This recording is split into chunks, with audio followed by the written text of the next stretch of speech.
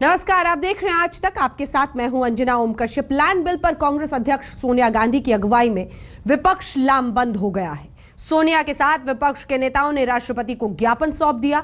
ज्ञापन में मोदी सरकार को किसान विरोधी बताया गया है। राष्ट्रपति भवन में विपक्ष के 26 नेताओं को इजाजत दी गई थी। 4 तस्वीरें आपके सामने हैं। कुल मिलाकर नरेंद्र मोदी के खिलाफ ये विपक्ष का मोर्चा है सोनिया गांधी की अगुवाई में। जी हां, मोदी वर्सेस सोनिया 11।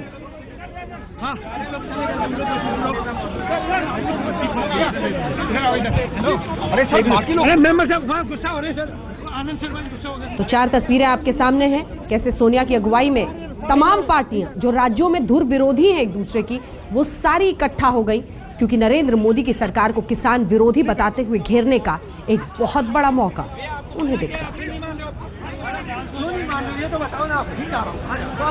फिर आपके जरिए सियासी जमीन बचाने की कोशिश है।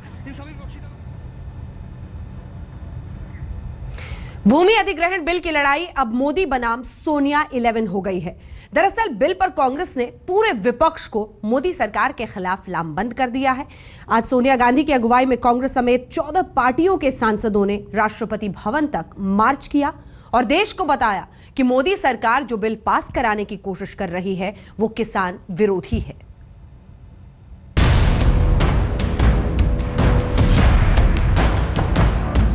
जिस संसद में मोदी सरकार का बहुत प्रचंड बहुमत के खिलाफ विपक्ष की ऐसी लामबंद आवाज गूंजेगी, ये अंदाजा सरकार को भी नहीं होगा। सरकार की नजर में तो उसके आगे लोकसभा में विपक्ष का वजूद ही नहीं। लेकिन 11 दलों का ये मार्च एक सियासी पैगाम दे गया। मसला था भूमि अधिग्रहण बिल का, जिसका विरोध संसद में होता रहा था।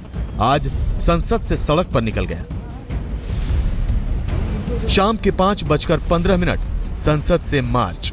9 विपक्षी पार्टियों के सांसद भूमि अधिग्रहण कानून पर विरोध जताने के लिए राष्ट्रपति के पास गुहार लगाने के लिए 5:15 बजे संसद से निकल गए और यहां से राजपथ होते हुए अब वो राष्ट्रपति भवन की ओर रवाना हो रहे हैं। लगभग 250 से ज्यादा सांसद यहां हैं, लोकसभा और राज्यसभा के।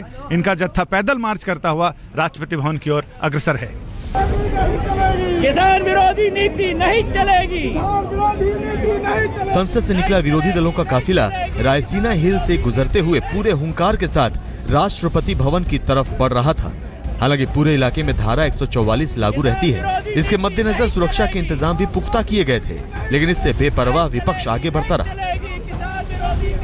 पुलिस ने पहले तो ऐलान किया था कि धारा 144 की वजह से सांसदों का मार्च नहीं हो सकता, लेकिन विपक्ष के तेवर के आगे संसद में ही सरकार को इजाजत देनी पड़ी।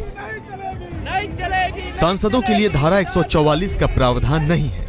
बस इसके आगे निकल पड़ा विरोध का काफिला। आगे आगे सोनिया गांधी और पीछे पूरा विपक्ष। इस मार्च की अगुवाई तो मुख्य तौर पर कांग्रेस कर रही थी, लेकिन इसके साथ मिली हुई थी 10 दूसरे विपक्षी दलों की आवाज। वामपंथी पार्टियों से लेकर RJD, JDU, Samajwadi party, Trinamool Congress और बीजेडी जैसे दलों के नुमाइंदे सोनिया गांधी की अगुवाई में भूमि अधिग्रहण बिल को वापस लेने की आवाज बुलंद कर रहे थे। विरोधी एक दूसरे को एक साथ हाथ से हाथ मिलाकर ऐसे वक्त में साथ हुए जब उनके पास पाने के लिए कुछ नहीं है सिवाय इसके कि अगर एका हो जाए तो राजनीतिक ताकत वो बन सकते हैं, जिसका नज़ारा आज पार्लियामेंट में बहस के तुरंत बाद से निकलकर इस वक्त राष्ट्रपति भवन पहुंचे तमाम सांसदों से समझा जा सकता है, जिसमें हर धारा के लोग हैं, वैसी हर धारा के लोग जो कि अपने अपने राज्यों में बिल्कुल अलग अलग हैं। विपक्ष का ये मार्च इसी लिहाज से अनूठा था क्योंकि इसमें वो भी शरीक हुए जिन्हें एक दूसरे के साये से भी परहेज था। लेकिन भूमि अधिग्रहण कानून के खिलाफ एक सुर में सब सहमत। पूरा विपक्ष यहाँ पे इकट्ठा है और जयराम रमेश जी यहाँ पे खड़े हैं। जयराम जी, आप बुला रहे थे मंत्री वीरेंद्र सिंह को? हाँ, उनकी आत्मा जो कहती है, मैंने उनको कहा आत्मा के अनुसार। क्या कहती है उनकी आत्मा? उनकी आत्मा कहती है कि ये संशोधन नहीं लाना चाहिए था, अंदर की आवाज उनको सुननी चाहिए। शाम के 5:30 बजे राष्ट्रपति भवन पहुंचे। अगले 15 मिनट में काफिला राष्ट्रपति भवन पहुंच चुका था। विपक्ष को एक ज्ञापन देना था। ज्ञापन में सामूहिक रूप से मांग की गई कि सरकार भूमि अधिग्रहण बिल को पास करने से पहले इसे स्टैंडिंग कमेटी के पास भेजे। विपक्ष के मुताबिक अब भी ये बिल किसान विरोधी है। राष्ट्रपति भवन पहुंचने के बाद अगले आधे घंटे तक विपक्ष की नारेबाजी चलती रही। राष्ट्रपति से मुलाकात का वक्त मुकर्रर था शाम के 6 बजे। राष्ट्रपति से मुलाकात के लिए अलग अलग पार्टियों के 23 नेताओं को अधिकृत किया गया। इस प्रतिनिधि मंडल की अगुवाई सोनिया गांधी कर रही थी। राष्ट्रपति की मुलाकात के साथ मार्च तो थम गया, लेकिन आने वाले दिनों में सरकार के खिलाफ बड़े मोर्चाबंदी का संकेत भी दे गया। बिहार में बीजेपी विरोध के नाम पर नीतीश लालू के पीछे लामबंद कांग्रेस खड़ी है, तो देश की संसद में सोनिया गांधी मुद्दों पर ही सही गाहे बगाहे बीजेपी विरोध का नेतृत्व करती हुई दिखना चाह रही हैं। आखिर मामला जमीन का जो है, जमीन के जरिए सियासी जमीन बचाने का जो है। दिल्ली से कैमरामैन विनोद शिकारपुरी और संजय शर्मा के साथ कुमार विक्रांत सिंह, आज तक। भूमि बिल के खिलाफ सांसदों का मार्च लेकर जब सोनिया राष्ट्रपति भवन तक पहुंची तो सांसदों को राष्ट्रपति से मुलाकात की इजाजत दी गई। सबने मिलकर महामहिम को ज्ञापन सौंपा और बाहर आकर सरकार को चुनौती दे डाली कि भूमि बिल पास करके दिखाओ।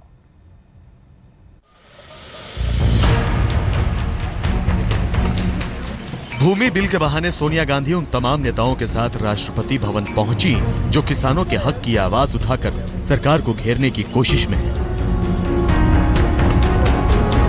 करीब 20-25 मिनट का पैदल रास्ता तय करने के बाद सारे नेता राष्ट्रपति भवन पहुंचे तो नारेबाजी और तेज होकर गूंज रही थी। किसान विरोधी नीति नहीं चलेगी,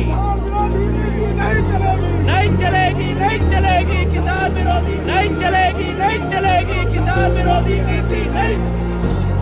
होश में आओ, होश में आओ, किसान विरोधी नीति नहीं चलेगी, नहीं चलेगी, नहीं चलेगी। 26 नेताओं को इस बात की इजाजत मिली कि वो अंदर जाकर राष्ट्रपति से मुलाकात कर सकते हैं और इन नेताओं ने अंदर जाकर सरकार और बिल को किसान विरोधी करार दिया। मुलाकात के बाद बाहर सोनिया गांधी ने साफ कर दिया कि यह बिल मौजूदा शक्लो सूरत में किसी हाल में पास नहीं होगा। We have come to the president to request him to intervene to protect the interests of our farmers and to impress upon the Modi government not to go ahead with the amendments in the Rajya Sabha. Sonia Gandhi के साथ Congress, JDU, SP, left के कुछ बड़े नेताओं ने राष्ट्रपति से मुलाकात की। बाहर आकर विपक्ष ने उसी आवाज में बिल को किसान विरोधी करार दिया जिस स्वर में वो सदन में सरकार को घेरते रहे हैं। सदन से राष्ट्रपति भवन तक किसानों की आवाज पहुंच गई, लेकिन अब बारी गांव-गांव की है। जेडीयू नेता शरद यादव बिल पर सरकार को बख्शने को तैयार नहीं। हक की लड़ाई और फैलेगी, आवाज और तेज होगी। लोग जो हैं वो आज सब तरह से बिखरे हुए थे, एक होकर के आए हुए हैं। ये लड़ाई आज तो एक तरह से ये लड़ाई का आगाज है। अब ये लड़ाई हम लोग गांव, देहात, बाजार, नौजवानों में सब जगह फैलाएंगे और ये लड़ाई जो है उसका तो यहाँ से एक तरह से हम लोगों ने बिगुल बजाया। इससे पहले मार्च को लेकर सदन से लेकर पुलिस तक में दिन भर दावों और हंगामे का दौर चलता रहा। पहले तो सरकार की सख्ती, फिर पुलिस की आनाकानी और आखिर में मार्च की इजाजत। अब विपक्ष ने एक आवाज में बिल की मुखालफत करके सरकार को एहसास करा दिया है कि जमीन का बिल कैसे जमीन पर टिकेगा। संजय शर्मा के साथ कुमार विक्रांत, दिल्ली, आज तक।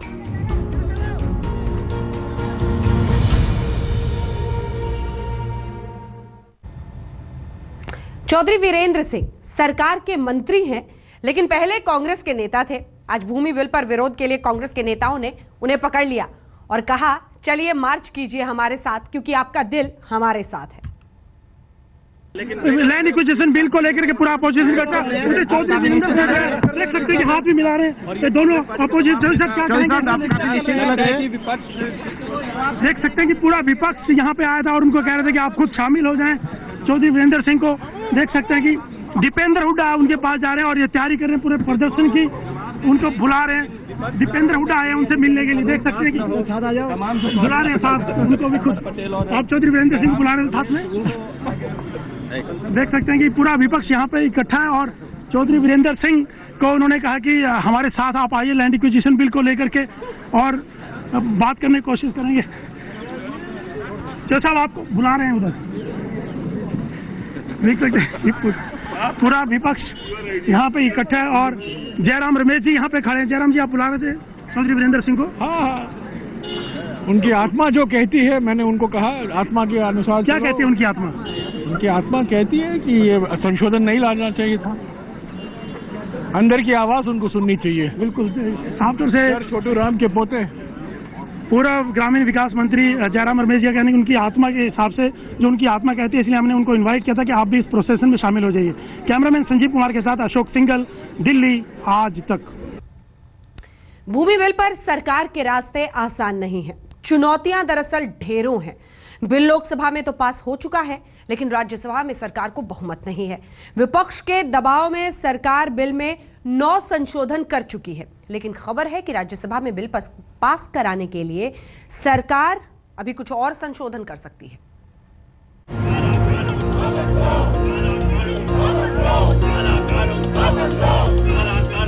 भूमि अधिग्रहण बिल के रास्ते में विपक्ष अड़ गया है।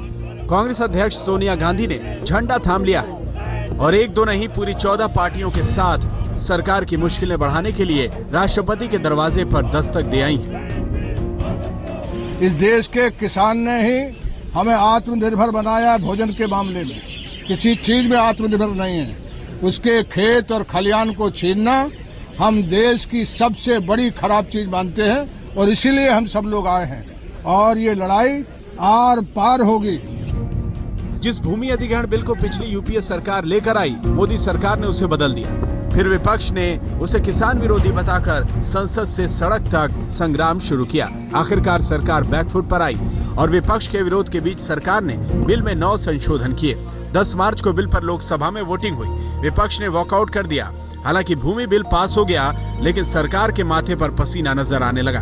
एनडीए कुनबे के अहम सहयोगी शिवसेना ने साथ नहीं दिया। लोकसभा में बिल तो पास हो गया, लेकिन विपक्ष का विरोध जारी है। आइए देखते हैं सरकार ने बिल में क्या किया और विपक्ष क्या चाहता है। सरकार कहती है कि सोशल इंफ्रास्ट्रक्चर प्रोजेक्ट के लिए सोशल इम्पैक्ट असेसमेंट यानी SIA जरूरी है, लेकिन विपक्ष की दलील है कि SIA का प्रावधान पूरी तरह लागू नहीं किया गया है और अब भी कई परियोजनाएं इससे बाहर है। बिल में कहा गया है कि अधिग्रहण के लिए किसानों की हामी जरूरी है, लेकिन विपक्ष की दलील है कि सरकार किसानों को लालच या प्रलोभन देकर अधिग्रहण की सहमति ले सकती है। बिल में कहा गया है कि अधिग्रहण से प्रभावित किसान परिवारों के एक सदस्य को नौकरी दी जाएगी, लेकिन विपक्ष कहता है कि जिन किसानों की जमीन पहले अधिग्रहित किया, उन्हें भी इस प्रावधान के तहत रखा जाए।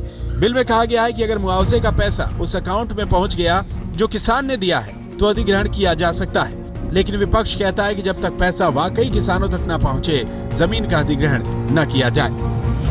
जितने किसान विरोधी प्रावधान है इसमें और जितने पूंजीपतियों के पक्ष में प्रावधान है, उनको लेकर बात होगी कि सब किसानों के साथ अन्याय नहीं होना चाहिए।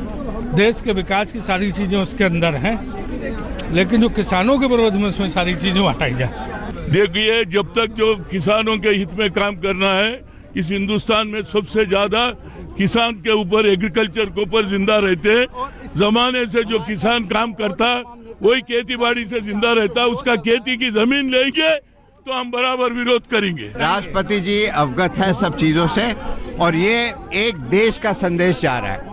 पूरा ऑपोजिशन साथ है, तो ये एक देश की तरफ से संदेश। भूमि अधिग्रहण बिल लोकसभा में तो पास हो गया, लेकिन सरकार की असली परीक्षा राज्यसभा में होगी, क्योंकि संसद के ऊपरी सदन में एनडीए को बहुमत नहीं है। वर्तमान में राज्यसभा के कुल सदस्यों की तादाद 244 है और बहुमत के लिए 123 मतों की दरकार होगी। भूमि बिल पर सरकार के खिलाफ हैं तृणमूल कांग्रेस, जिनके 12 सदस्य हैं, BJD 7, CPI 2, CPM 9, DMK 4, Congress 68, JDU 12, NCP 6, SP के 15 और अन्य 7, कुल मिलाकर 142 होता है। सरकार भी जानती है कि राज्यसभा में मुश्किल होगी, लेकिन भरोसे में कोई कमी नहीं है।